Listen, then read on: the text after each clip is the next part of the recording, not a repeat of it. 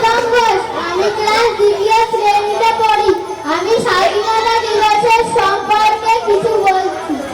আজ 15ই আগস্ট, অর্থাৎ আমাদের দেশের স্বাধীনতা দিবস।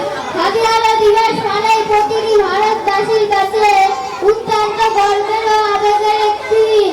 আজকের দিনে ভারতের প্রতিটি গলিতে গলিতে, স্কুলে কলেজে আদালতে ভারতের জাতীয় পতাকা উত্তোলিত হয়। এবছর আমরা ৭৯তম স্বাধীনতা দিবস পালন করছি। 1947 সালে 15ই আগস্ট ব্রিটিশদের প্রায় 200 বছরের পরাধীনতার হাত থেকে আমাদের দেশ ভারতবর্ষ মুক্তি লাভ করেছিল। স্বাধীন ভারতের প্রথম প্রধানমন্ত্রী হলো পণ্ডিত জওহরলাল নেহরু।